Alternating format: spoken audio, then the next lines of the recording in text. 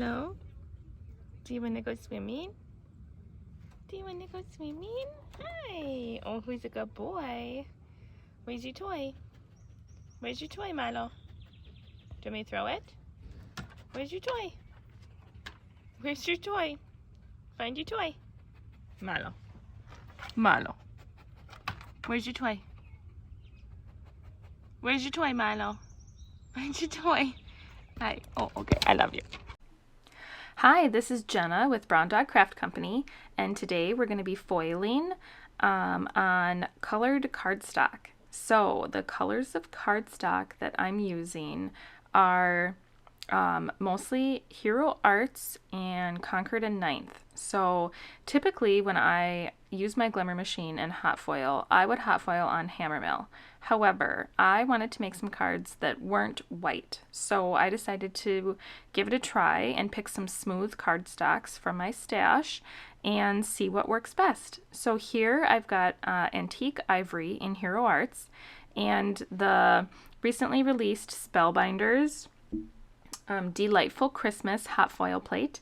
So this is really cute. It's a bunch of Christmas lights on a string, and I've got some matte gold foil. So here I'm using the hinge method. So I'm taping down the side of my plate, putting my hot foil, putting my foil onto my cardstock, and then flipping the plate back over. This plate will give you almost an A2 card size. So the hinge method works really well for that. And then here I've got some sentiments also on that Antique Ivory that I will put on the Glimmer machine and then put the plates on top and then push the button to heat everything up. Now I've foiled some of these Christmas lights. Those foil five each time, and then when you die cut them out, this is what you get. So we'll put those together a little bit later. I've cut out some Christmas lights with the die from these colors of cardstock. And when you glue them together, that's what you get, and they're super cute. So you can add those on top of your hot foiled plate once it's done here. Now, these two things are very important for hot foiling. You need a sand eraser to erase any of the overfoil, which is foil on your cardstock in places that you don't want it to be, and then an adhesive eraser, because I use tape and the tape will sometimes get stuck to the cardstock. So those are two things that are really important to have on hand if you're going to hot foil. Now here's some colored cardstock that I'm using, and here's result number 1. So this is on white, and it's using one of the sentiments that comes with that hot foil set. It says, "Have a delightful Christmas," and I'm going to ink blend some Distress Oxide onto the outside. So these are blues. We've got Stormy Sky and Chip Sapphire. Now you'll see there's a little imperfection on the top of this card, so I will trim it down to make it less noticeable. But while the Glimmer machine is warming up, I will go ahead and ink blend. So you'll see me ink blending on this little glass mat, and I like to ink blend on this glass mat because it's super easy to clean up in between colors and when you're finished with your ink blending.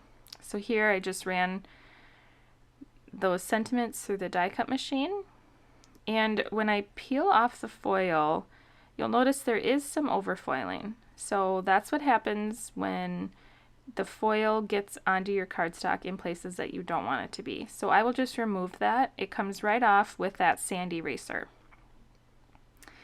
Here I'm going to add, this is the ivory that we will hot foil the plate onto next. And then we will hot foil every other color. So we've got Concord and Ninth green, Concord and Ninth red, and Hero Arts blue, and I think this is one of my favorite blues. It's their nautical. So, and all of those are going to be on the Antique Ivory cardstock.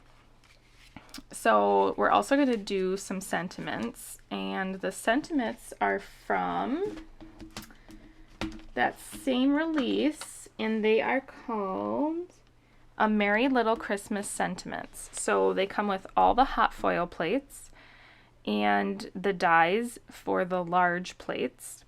And then there are some smaller sentiments. I didn't use any of the smaller sentiments on these cards today. But they're all really fun. So they are: may your days be merry and bright, happy holidays, season's greetings, have yourself a merry little Christmas, and Christmas blessings. And then some smaller sentiments too. So lots of options. So here I'm going to trim a little bit off of each of the card panels, and you'll notice the green card has a smudge on the front, and that's okay, we'll cover it up. So definitely not worth crying over, I guess. So here we've got all those panels. I think the hot foiling turned out great on these. There was barely any overfoiling. It looks really good. So I was really happy with the results. So here's some sentiments that I've already die cut, and I've die cut a couple of extra that I'm going to glue together for some dimension. And I will add some lights to each card with a little bit of liquid glue, and then an embellishment tool is definitely helpful here. So I will add blue lights to the blue card here, and then I did red lights on the card at the top right there where it's ivory, but then it's got red on the outside. I did red lights on there, and then all of the other cards I mix matched the color of lights so they aren't monotone. So I'll add those to every card. I didn't add it to every light, but you could. I just sort of randomly picked some lights and added the die cut lights to them. So sort of putting my sentiment in the center there to get an idea of where my sentiment will sit, so I know where to add the lights. One thing when you ink blend on foil, make sure to take a clean cloth when you're done ink blending and wipe it over the foil, because when you ink blend on top of foil, the foil will resist the ink. It will just sit on top of it. So you want to make sure that you take a cloth and wipe off that ink that's sitting on top. If you don't, two things. One, your foil will look not very bright because it has some color on top of it, but two, it will get all over your fingers whenever you touch the card. So here I'm going to glue those sentiments together, and then I will do that for all the cards and add them to the card front. So some of the cards I'm putting the open space on the bottom, and some of the cards I'm flipping around and putting the open space on the top.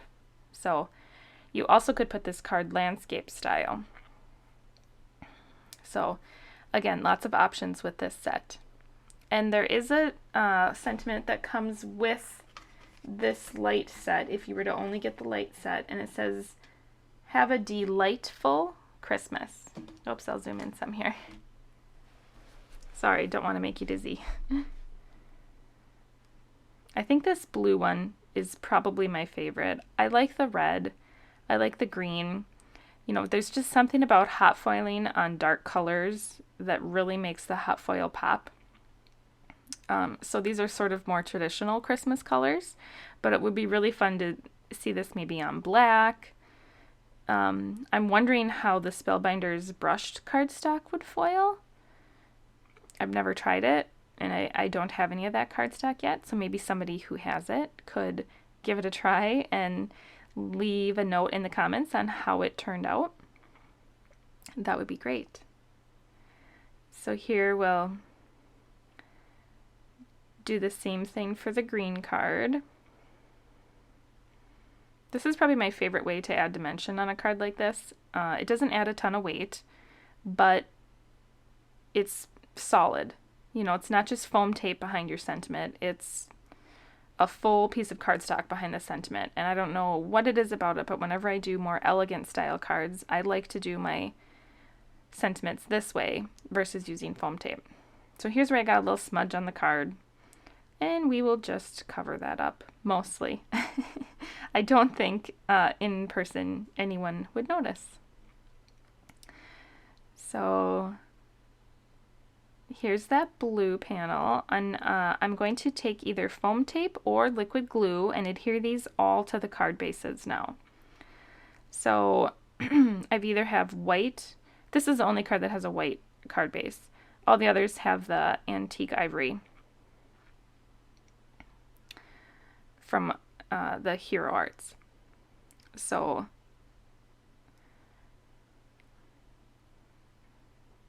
I will crease those top folding cards really well. There's 3 of those. And then I will flip my panels over, and you could pop these up. I decided not to. I decided to glue them directly down, but you definitely could pop these up with foam tape or do another mat behind them. You know, just the sentiment on the front I don't think is too much dimension, so I think they would still go through the mail just fine. So I will line those up out of the front there, and I'll place my large clear block on top of them to hold everything down while the glue dries.